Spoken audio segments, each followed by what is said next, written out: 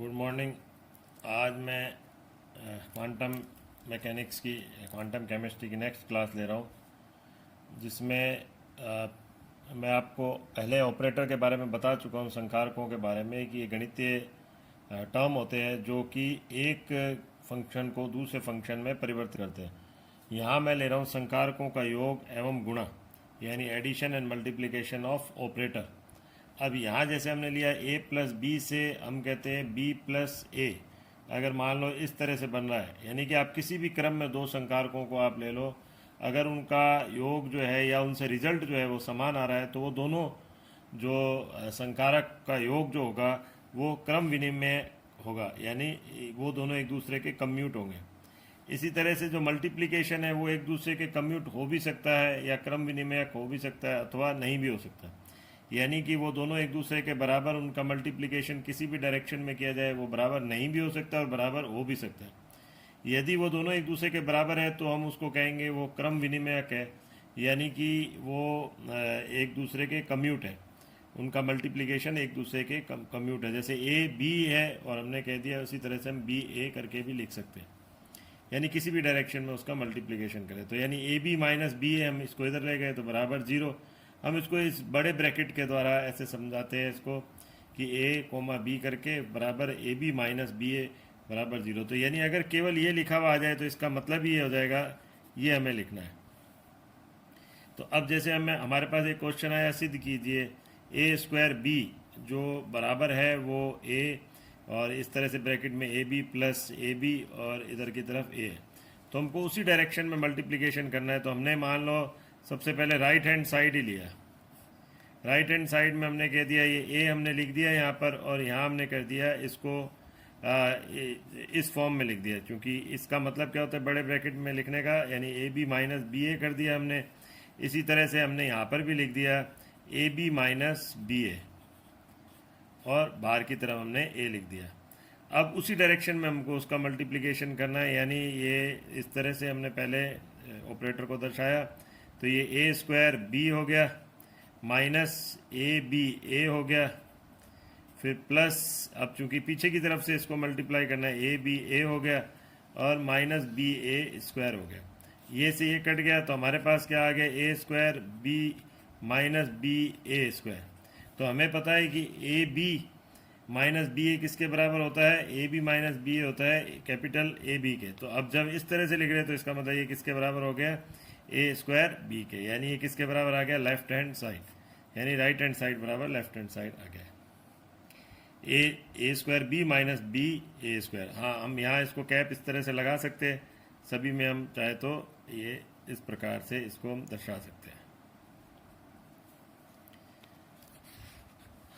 अब next topic है quantum यांत्रिकी के अभिग्रहित, यानी पोस्टुलेट ऑफ क्वांटम मैकेनिक्स। अब ये क्वांटम मैकेनिक्स जो होती है वो कुछ पोस्टुलेट पर डिपेंड करती है। कुछ पोस्टुलेट पर कैसे डिपेंड करती है, सबसे पहला तो यही कि किसी भौतिक तंत्र की किसी समय अवस्था को तरंग फलन द्वारा दर्शाते हैं, यानी हम तरंग फलन हम बता ही रहे थे, तो तरंग फलन द्वारा दर्शाते हैं। तो ये समय भी आ गया इसके अंदर और अवस्था भी आ गई, तो यानी साई एक्स वाई जेड और या कोमा साथ में क्या हमने लिख दिया टी, यानी समय के द्वारा भी हमने दर्शा दिया, या हम इसको साई आर टी या साई वी टी इस तरह से भी व्यक्त कर सकते हैं। अब तरंग फलन हम पहले ही बता चुके हैं, ये क्या होता है, ये एकल मानी सतत व परिमित होता है, और ऐसा तरंग फलन जो इन तीनों कंडीशन को फॉलो करता है वो क्या कहलाता है, सुव्यवहारित तरंग फलन या वेल बिहेव्ड फंक्शन। साई प्रसमानीकृत भी होता है। अब ये प्रसमानीकृत, या इसको हमने लिखा है नॉर्मलाइज्ड।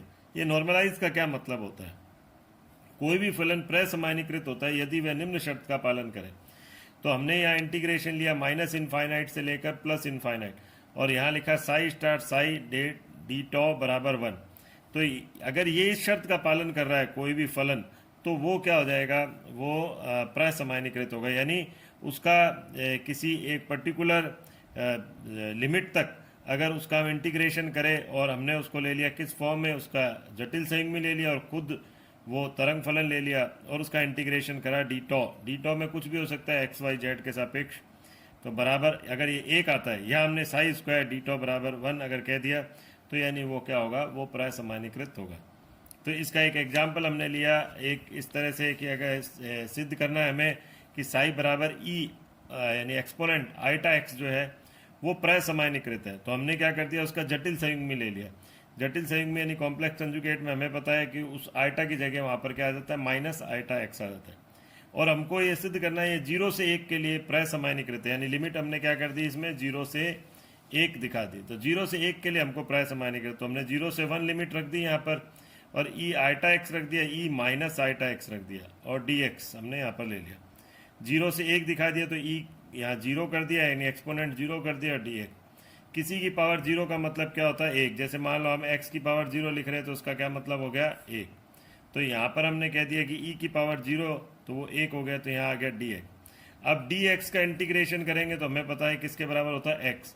तो x आता है, हमने पहले ऊपर वाली लिमिट रखी यानी अपर लिमिट, और फिर लोअर लिमिट। तो 1 ऊपर की लिमिट है और लोअर लिमिट हो गया 0, तो 1 माइनस 0 और बराबर हो गया 1।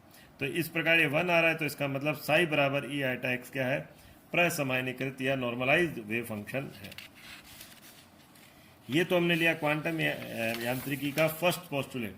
अब दूसरा पोस्टुलेट ये है कि प्रत्येक डायनेमिक वेरिएबल जो होता है यानी चर जो होता है उसके सापेक्ष क्वांटम यांत्रिकी ऑपरेटर भी होते हैं। तो जैसे हमने कहा कि मान लो वेरिएबल है एक्स, यानी एक्स किसको दिखाता है, पोजीशन को, तो हमने उसको ऑपरेटर के रूप में लिख दिया, एक्स करके ऊपर इस तरह से कैप बना दी, तो ये संकारक यानी ये ऑपरेटर हो गया। ऐसे पोटेंशियल एनर्जी हमने यहाँ पर पोटेंशियल एनर्जी को ऑपरेटर के रूप में लिख दिया। संवेग जो होता है यानी मोमेंटम, अगर हमने एक्स डायरेक्शन में लिया तो हमने इस तरह से तो उसको दिखाई दिया कैप करके, और बराबर उसका जो वैल्यू होती है वो माइनस आईटा एच अपॉन 2 पाई और डेल बाय डेल एक्स के बराबर होता है, ये हमें ध्यान रखना पड़ेगा। इस h की जगह h बार हमने बताया था h अपॉन 2 पाई के बराबर होता है। h बार किसके बराबर होता है, h अपॉन 2 पाई के बराबर। तो हम यहाँ क्या कर सकते हैं, इसकी जगह हम h बार भी रख सकते हैं, तो आईटा h बार, और अब चूंकि यहाँ पी वाई लिया है तो हमने डी बाय या डेल बाय डेल वाई लिख दिया हमने। अगर हमने एक्स वाई जेड कुछ भी नहीं लिखा तो हमको ये डेल इस तरह से लिखना पड़ेगा नेबला वाली फॉर्म में।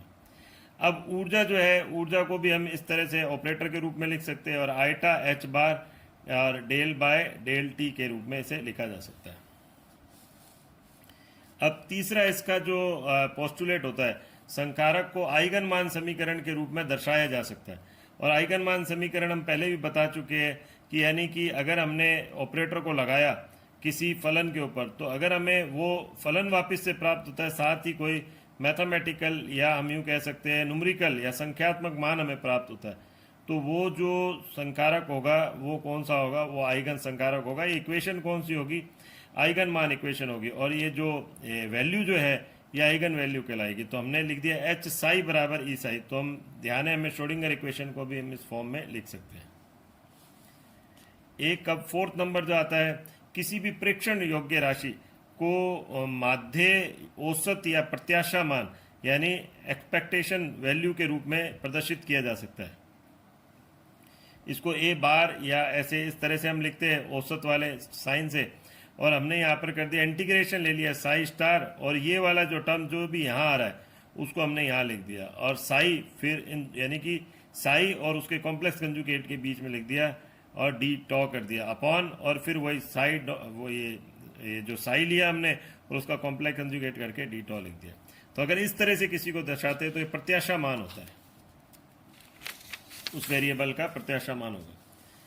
अब जैसे हमने लिया, मान लो संवेग का हम प्रत्याशा मान निकाल रहे हैं, तो हमने क्या कर दिया, ये संवेग है पी एक्स, मान लो एक्स डायरेक्शन के सापेक्ष है, तो ये हमने इस प्रकार से लिख दिया।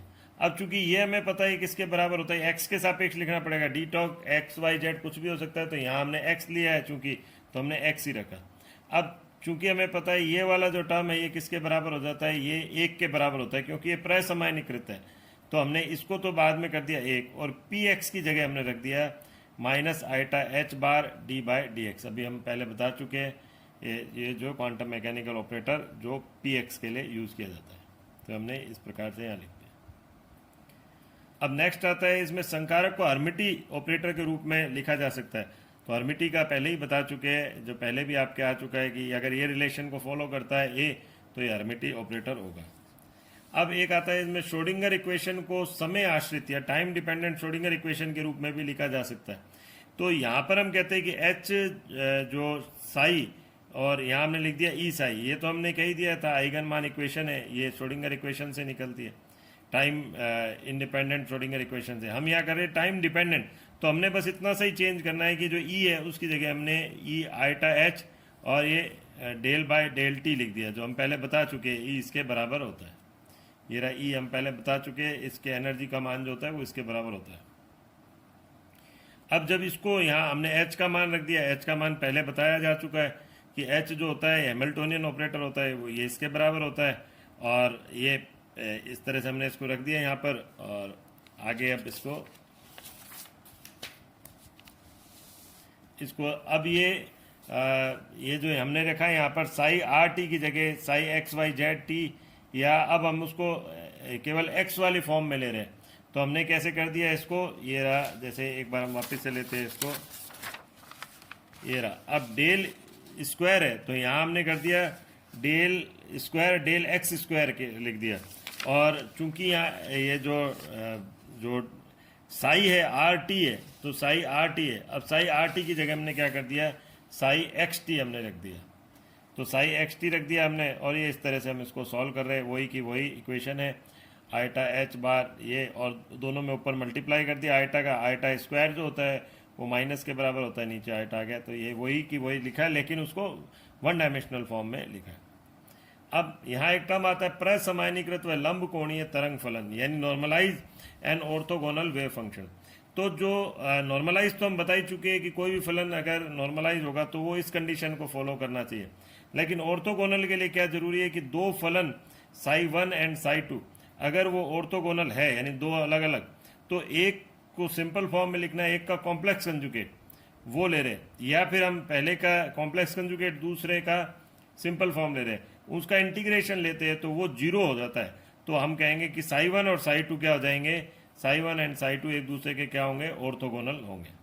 यहाँ तो साई जो है प्रसमानीकृत होगा, तो हमने इसको इस फॉर्म में भी लिखा है, आई जे करके लिख दिया। हम कहते हैं यदि आई नॉट इक्वल टू जे है, तो आई नॉट इक्वल टू, और वो जीरो के बराबर आ रहा है यहाँ वैल्यू, तो ये साई आई और साई जे क्या होंगे, वो ऑर्थोगोनल होंगे। जबकि अगर आई और जे बराबर है और ये जो इंटीग्रेशन का वैल्यू है वो एक के बराबर आ रही है, तो इसका मतलब ये साई जो है वो नॉर्मलाइज वेव फंक्शन होगा। तो आज के लिए हम इतना ही बता रहे हैं। नेक्स्ट जो क्लास होगी वो अगले वीडियो में उसको लेंगे। Thank you.